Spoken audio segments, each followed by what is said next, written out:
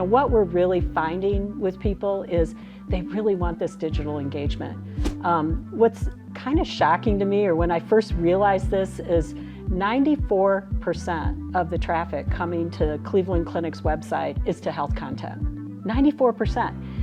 Only 1% goes to what we call our institute content.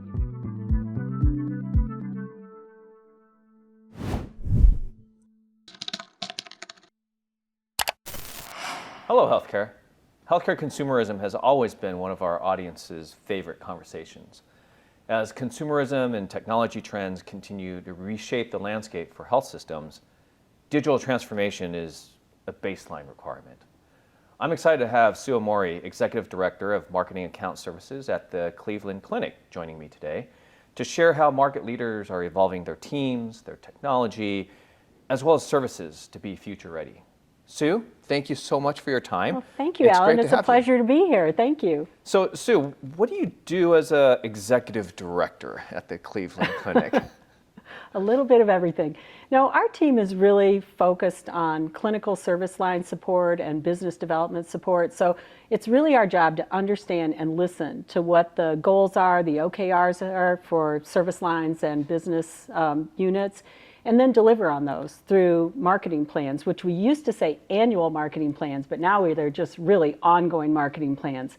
And it's just so great because in that role, we're able to work with all the deep subject matter experts at the Cleveland Clinic, and it's a wonderful job. It's a great position to be in. We're sort of the quarterback of the strategy and the tactical execution. I love that, and I love the connection with the service line teams. Obviously, a lot of that content, a lot of that information needs to be communicated back out to the healthcare consumer. Yes, absolutely, absolutely. So as healthcare consumer trends kind of evolve, obviously that changes a lot of the strategies and the programs that you're working on. What are some of the trends that you're seeing that's impacted your strategies and programs with healthcare consumers today? I think over the years, one of the things we've really seen is just this strong emphasis on digital engagement and really focusing not so much on ourselves, but externally focusing on what's the consumer want, when do they want it, how do they want it delivered.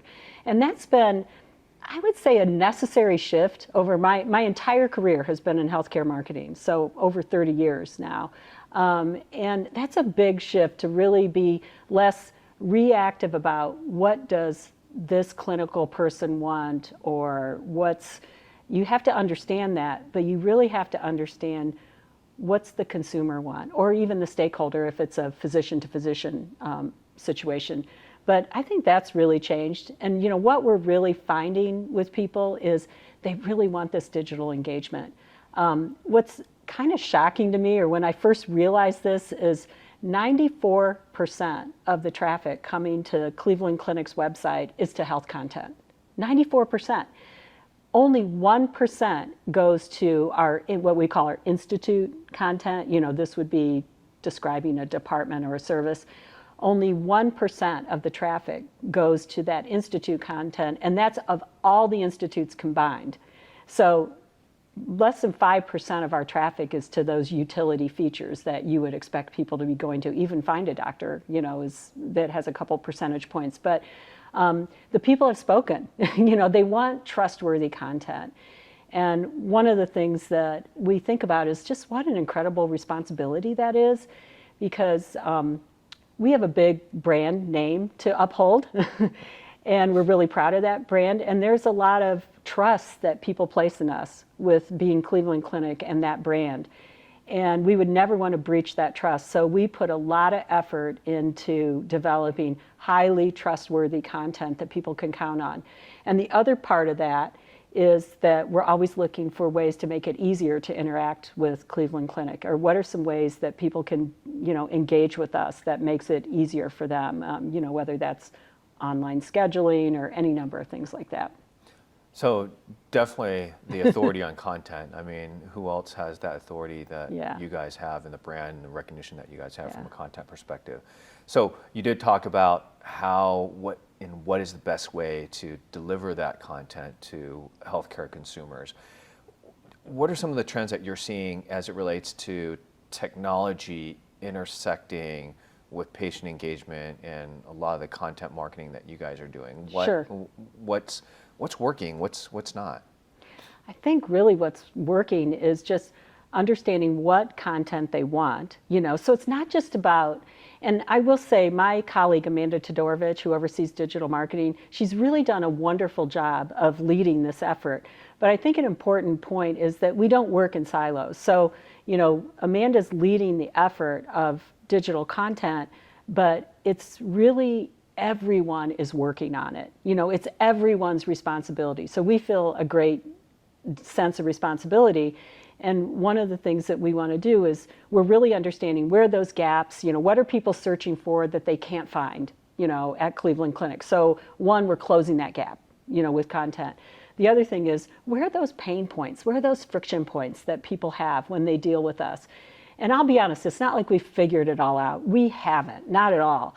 But we're getting there. And part of getting there is understanding where are those biggest pain points. And I'll give you a really good example. We have always, for years, we've had online appointment requests. And that form had, I don't think I'm exaggerating here, it probably had 70 fields on it. I mean, it was crazy. And so one of the things we realized is people were bailing on that form. So last December, we really took a hard look at that and said, if we're going to help people, if we want people to come in and use our digital tools, we have to build better tools. And so we looked at that, and in some areas, because those are by service line, in some areas, we reduced the number of fields by 85% on those. So we look at something like that, and then what happens is it's over 600% year over year use of the form and 3x conversion to appointment on that form. So, people will tell you if it's working or not. You're going to see right away if what you're doing is working because, they'll be engaging with it. So there's just things like that with tools and, even our, we're working really hard with our contact center to make a better chat experience and, really working across the organization to say, we have to understand those pain points. And I feel like that's just such a great, it's just such a great change for us over the last years, probably 5+ years. I mean, early on in my career, we just weren't asking enough questions of consumers. We were basically assuming we knew the right answer and delivering on that. And now they're just, we are asking a lot of questions. We're doing primary research. We really understand what people want. Would you say the pandemic has had a significant impact in terms of how you guys are approaching this now and accelerated your transformation? I would assume that, given everything that happened, now it's probably moving a lot faster than in the past. I mean, of course, everybody's had this issue, but think about virtual visits as an example. Now, of course, we didn't run virtual visits, but when you think about where marketing is, in your organization, we're supporting the clinical service lines. We're supporting the work and the enterprise goals, but I think about virtual visits where we've done so much to promote those. Pre-pandemic, we probably had less than 10% virtual visits. Pandemic comes, huge percentage, almost flipped, 90% for obvious reasons. And then post-pandemic, we're probably sitting at, somewhere around 20%, where people went back, still people want to go back in person. But the difference is, and this is where we can be really helpful in understanding these pain points. The difference is, like during the pandemic, we were so focused on volume and awareness. I used to say to the team, to our team, if you aren't spending most of your time on generating volume and increasing awareness, then you're probably doing some things you shouldn't be doing, in terms of prioritization. Pandemic hits, think about what happened. I mean, we couldn't, even with the workforce situation, we couldn't generate volume at that time. So we really pivoted. I mean, how can we pitch in and help? One of the ways we help is we understand, we certainly were intensely focused, our corporate communications partners were intensely focused on messaging and internal communications. I mean, never was there a greater need for internal communications than during the pandemic. But as people sort of slowly realized, we were really scared that they were delaying their care during the pandemic. I mean, people not going to the emergency room for serious illness, people not keeping up on routine visits. So we really looked at our primary research and understood that people wanted a touchless experience. So talk about the intersection of technology. So we looked at how can we create a touchless experience for people. So it wasn't enough. Obviously, it's touchless if you're scheduling your appointment online or you're scheduling, requesting an appointment online. But how can we create pre-check-in that's touchless, bill pay that's touchless, co-pay that's touchless. You get to the facility, assuming you're not choosing a virtual visit, you get to the facility. How can that be touchless?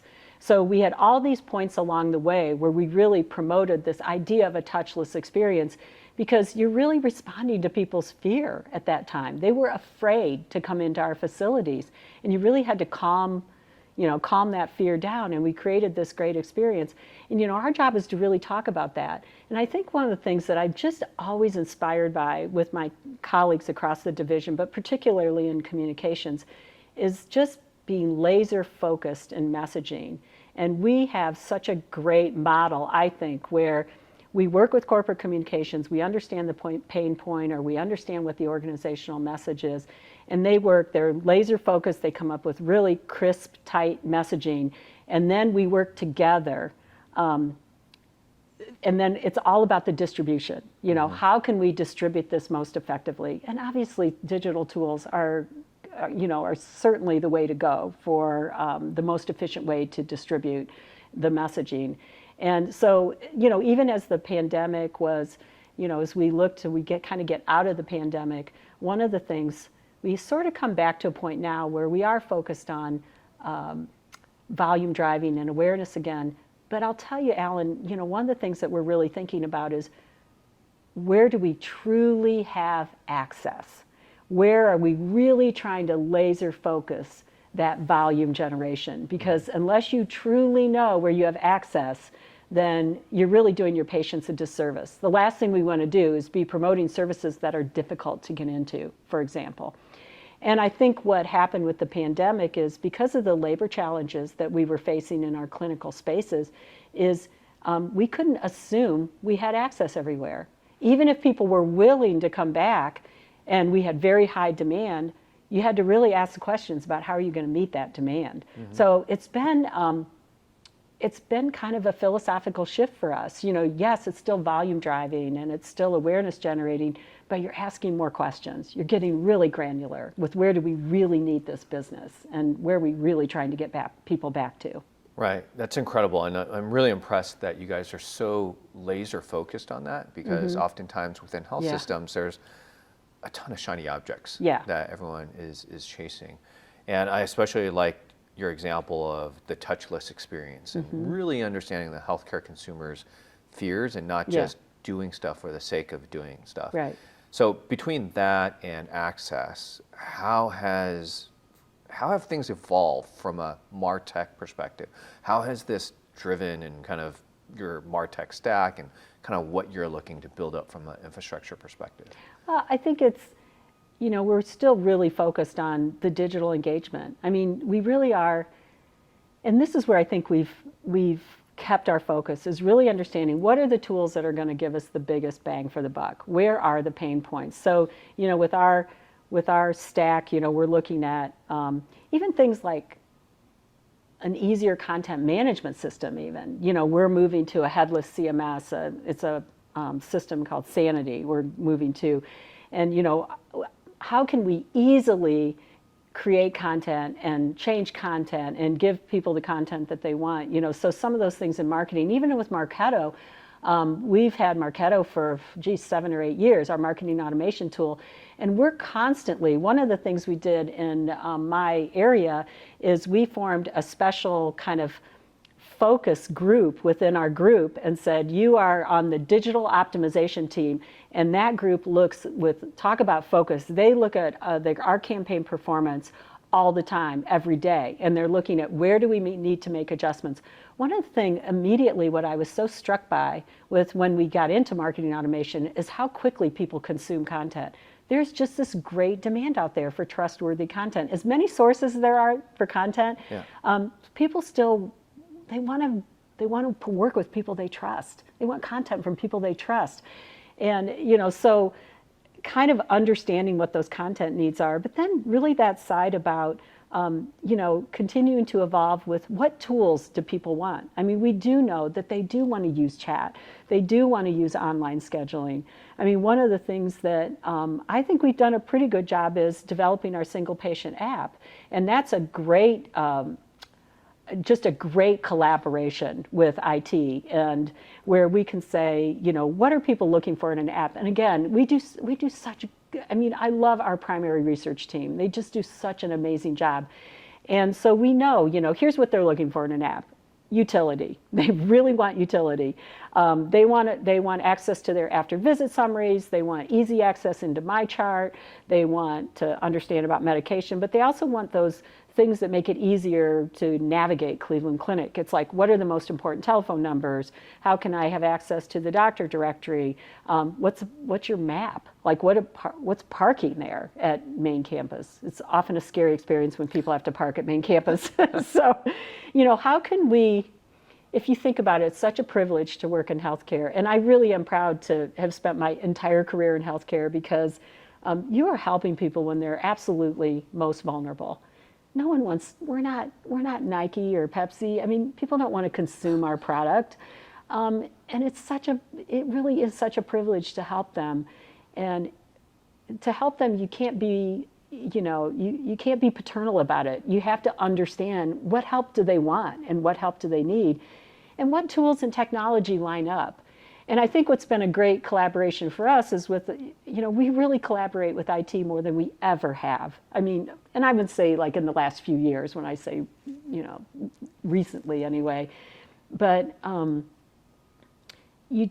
think we've learned so much. You just have to work across silos. You have to work with other partners if you're really going to understand your consumer, your customer, your patient. You really have to work with other deep subject matter experts within your organization.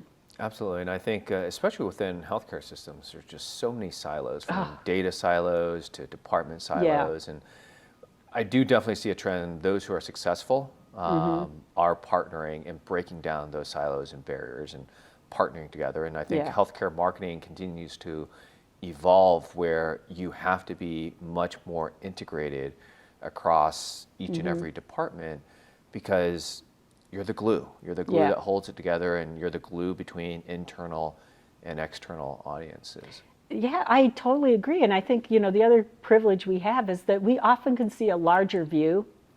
I mean, if you think about it, clinical service line leaders or business unit owners or facility leaders, their job is to 24/7 think about what they do. Our job is to think what everybody does, and also think externally. What's that what we have to look inside and we have to look outside. And one of the ways that we really try to kind of break down those silos is understand that the fundamental work of our organization is health. It's people's health and well-being. And we are supporting that work. We aren't driving that work necessarily. We are supporting that work. And so one of our jobs is to be absolutely collaborative and build trust within the organization. People who are successful in our organization, and I've been at the clinic so long now, but but I would say elsewhere, I'm sure this is true as well, is there's people who are collaborative in spirit. They're open-minded.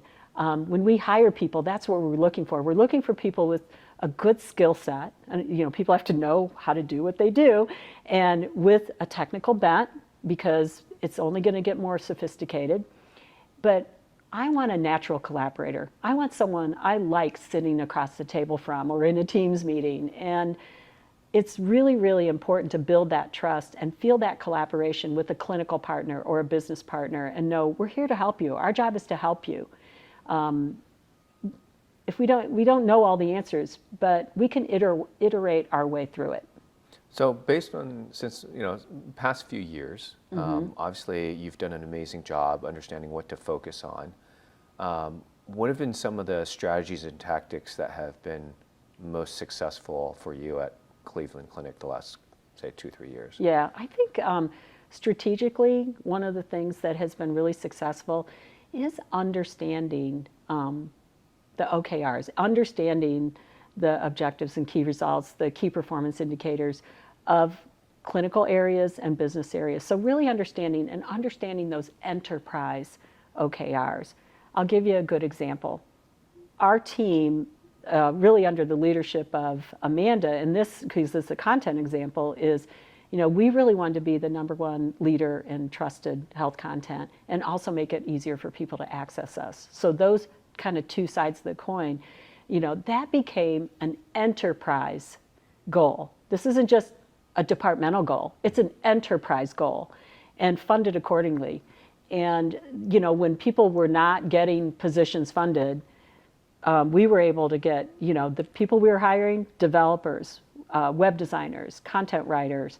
And I think that team in particular did a great job of, so from the strategy point of view, it's understanding, what are those enterprise goals, where can be helpful. And we know that content can be so helpful in addressing so many other issues or goals within the organization. So from a tactical point of view, we almost always adopt the paid, owned, and earned. We almost look at every challenge as what are the paid, owned, and earned tactics we can use to address this challenge. And so often we're able to tap into all that great content in a paid channel, an owned channel, and an earned channel. And so we're pointing people from our, our automation, our content streams and automation, we're pointing people to our content, treatment guides, that kind of thing. So we really use that content to its fullest. We engage people on social with snippets of that same content. We fully develop, we have a podcast strategy, consumer blog strategy, physician blog strategy, all the health library. I mean, what's been totally amazing, in terms of kind of what's worked is that digital strategy has really worked. I mean, we're on track this year to have 1.2 billion web sessions, 1.2 billion. Which is just last year we already had like an 82% increase in web sessions. And part of it is because we optimize for search, we understand the patient journey, we understand where paid tactics can help with that. And then even the content, what people want, we look at the health library, for example.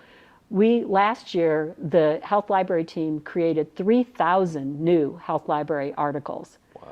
We created 1,000 new health essentials articles, which is our consumer blog that's been around for years. I mean, that blog has really kind of launched our health content efforts. So I think that has been an area of great success for us. And being able to have such a robust content strategy and being able to use that in our paid, owned, and earned tactics has been, absolutely phenomenal. Absolutely. That is extremely incredible. How did you get the buy-in and the enterprise support for that initiative? So many times when I'm talking to especially marketing leaders in healthcare, marketing often doesn't have a seat at the table, right, and can't get the support. Yeah. And sadly, they get told what to do instead of the right thing Sure. that they should be doing. So sure, absolutely. What are some tips that you can share with your peers? I think having a strong leader, I mean, I just can't say enough about Paul Matson's leadership of our marketing and communication division. I mean, Paul's a member of the executive office team, and he is just, I think what Paul has done so eloquently through the years, and I've worked with Paul for 15 years now, 16 years, and he's really crafted the story. Like he really explains our capabilities. Because the thing is, if marketing only shows up to the leaders once a year or, infrequently, they're not going to be there for you. They're not going to understand the function. So over the years, over time, we've made such a deliberate effort to explain our function, understand what we can do, understand where we can help, listen intently and understand and help people realize that we understand the organizational objectives. So, Paul was really very well positioned when we talked about access transformation. It's like, here's where we can help. We can drive traffic to health content, we can drive traffic to our tools, and we can help with more people accessing Cleveland Clinic through a variety of channels. So he really created that story along with other key members of our leadership team, Amanda Todorovich and Matt Vakaitis, and they work so closely with the operational leaders too, our clinical transformation team. And I think that's the other piece of it. Marketing's always there. We're not just popping in once in a while. We are really integral to the operations of the business, and we're always at the table because we bring value. We bring the listening value, we bring the tactical execution, and we care deeply about the issues that our organization is facing. Right. So what are some of the metrics and KPIs that you guys use at the leadership level? Obviously, from a marketing perspective, we all have our standard marketing metrics. Yeah. But when it comes to content marketing, when you're trying to prove and show your value to Paul and his peers, what are some of the marketing metrics that are looked at and considered and utilized? I think there's some that haven't really changed, like over the years, where we've had some metrics that would be like national awareness. I mean, the strength of our brand is so important to who we are because that's a trust metric, to the public. So we look at, we have always looked at the strength of our national brand because frankly, we need to bring people in from outside of our regional areas, whether that's regional Florida. We have our Florida we have 22 hospital locations, hundreds of outpatient, well over 200 outpatient locations. And so we look and say, how are we going to get our message out beyond our immediate geographic region?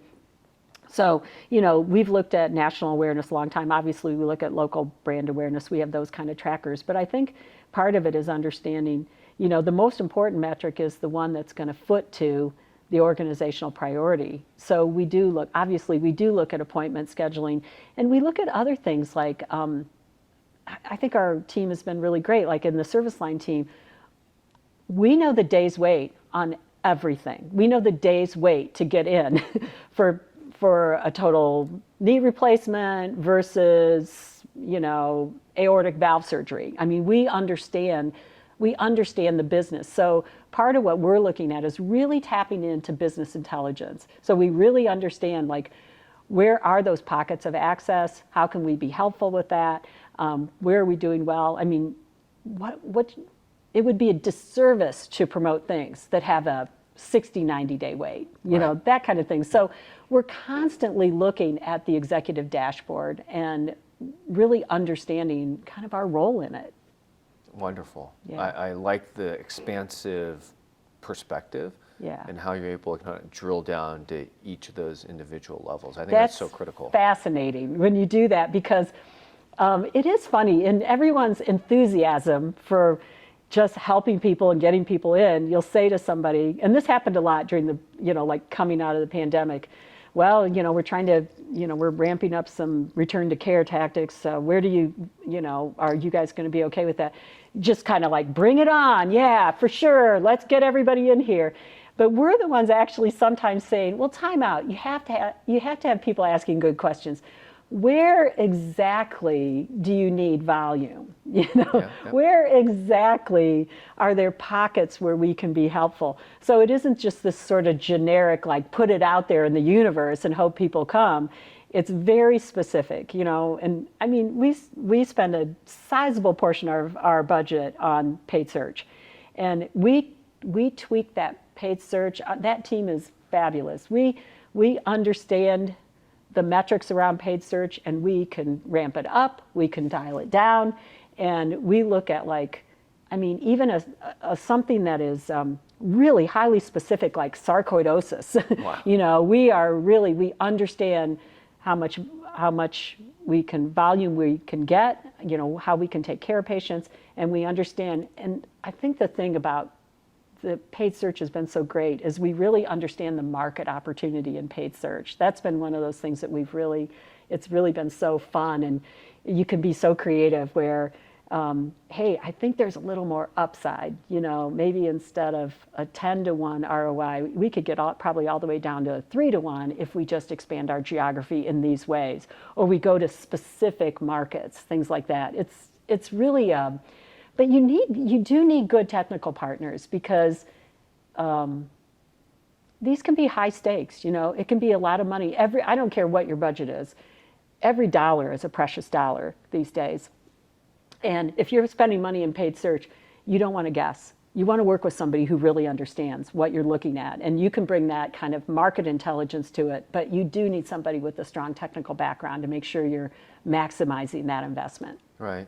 So I love the detail that you've brought about, where you can fine tune a lot of these, I think, potentially more acquisition type of strategies for driving patient volume. What about retention? Is that an area of focus for you guys, and how has patient communications evolved in that area for you? Alan, that's a great question, because I think people sometimes forget that one of your greatest areas of opportunity is retaining the patients that you already have. We have a reactivation program that we've done in marketing for a long time. I mean, it's probably been a decade. And what we look at is we look at some very specific codes where it'd be like kind of population health oriented codes, like chronic kidney disease or AFib, that kind of thing. And we send messaging to them that is fairly generic, because for us, what we want to reactivate patients, we just want them to interact with Cleveland Clinic. We almost, they tend to come back where we want them to come back, but it'll be just more like if you have one of those conditions and you have not been seen in 13 to 48 months, then we're going to ping you and say, we really care about your health. We're hoping you'll come back for an appointment.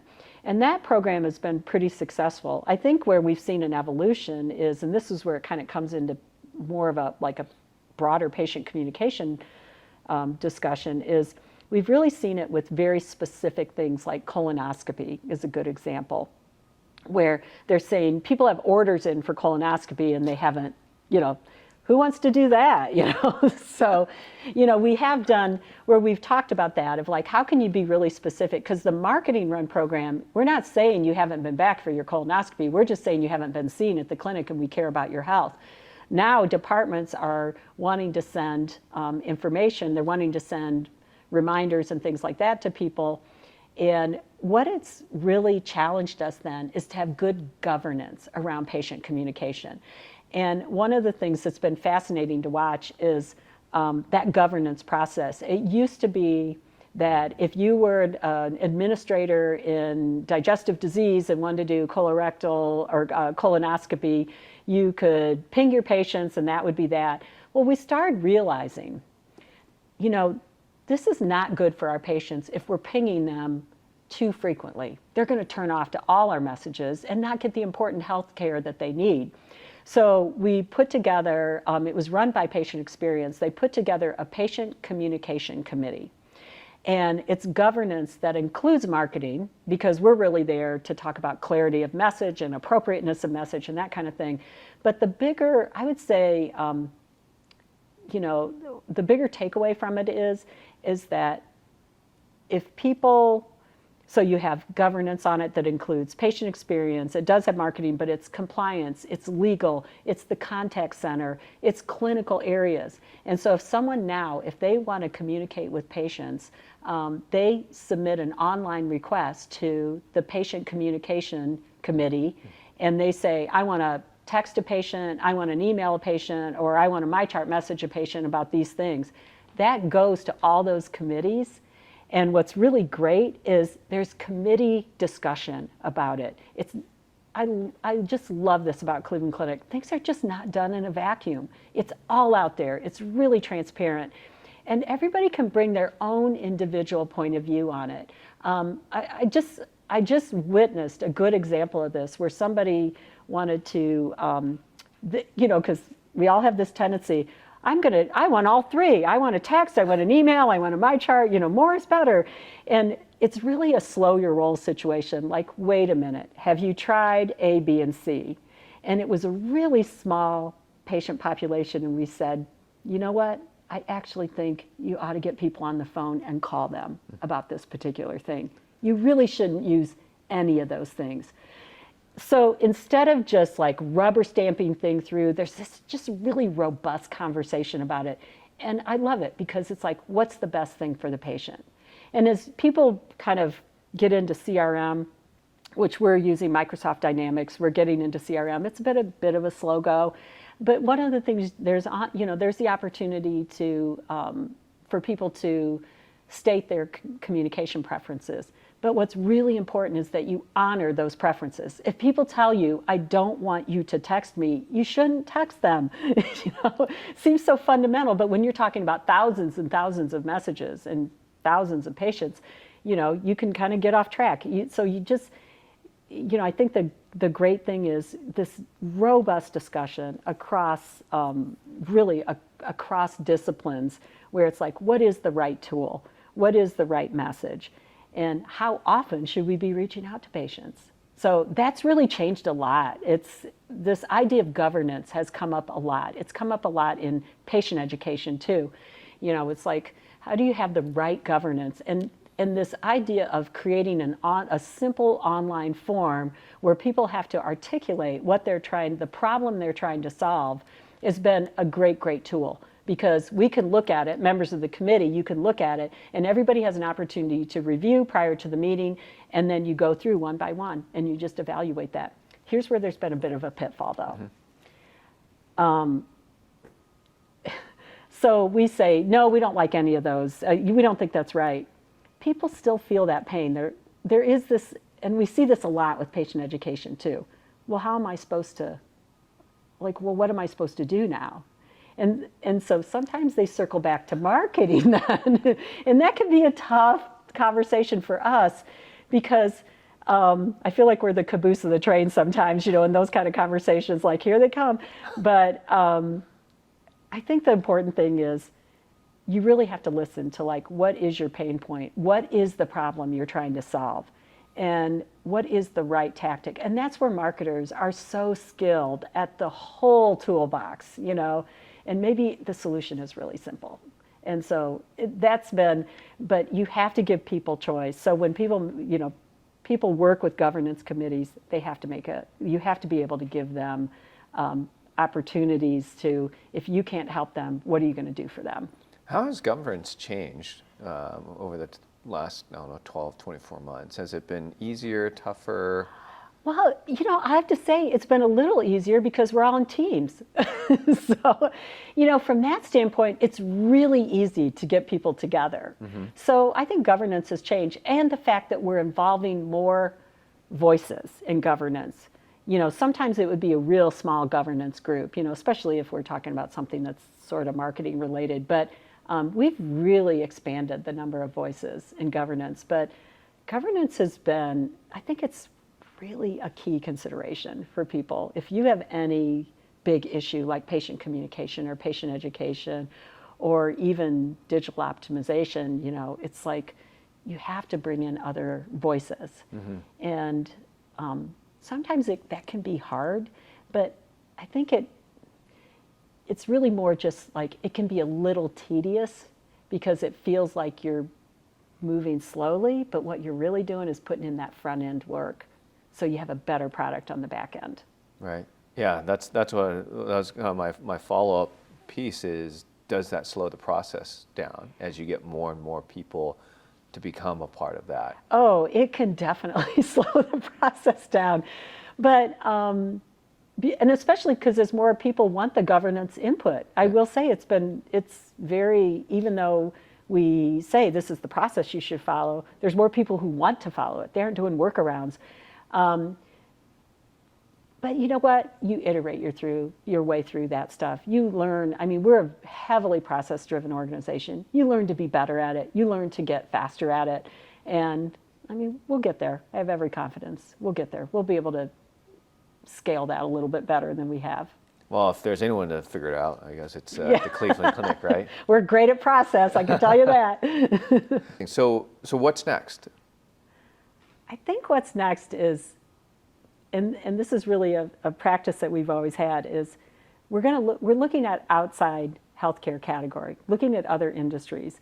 And when we want to answer the question, what's next, we look and say, what are they doing in other industries? What are they doing in banking? What are they doing in automotive? Really some very interesting areas. And one of the things we've been looking at are things like even the metaverse, which has largely been around gaming. But I'm telling you, Alan, who knows? Healthcare might be there too. So. Yeah, that's incredible, and I'm very pleased to hear that you guys are looking outside of healthcare. I think healthcare has so much opportunity. Yeah. And I don't think it's rocket science, as many of these other industries have solved a lot of the challenges that healthcare is trying to overcome. So hats off to you for taking the chance to look at that. Well, and I think hats off to Cleveland Clinic, because as long as I've worked there, it's been an organization that has always asked what's next, what if. It's an incredibly innovative organization, and that includes the marketing area. Absolutely. So Sue, thank you so much again for your time. I truly enjoyed this conversation. Yeah. I definitely want to be able to continue it, but if our audience folks would like to continue the conversation and learn more from you, what's the best way for them to get a hold of you? Oh, it's been such a pleasure, Alan. I mean, the time just goes like that. Always passionate about marketing. So I think through LinkedIn or through email, happy to talk to anybody at any time. Wonderful. So if you're interested in learning more about how you can be successful as a healthcare marketer, there's no better role model than Sue. I encourage you to reach out. Thank you, audience, for tuning in today, and until next time, hello. If you want more of the latest from healthcare's thought leaders, subscribe using the button below, or you can visit hellohealthcare.com to get updates directly in your email.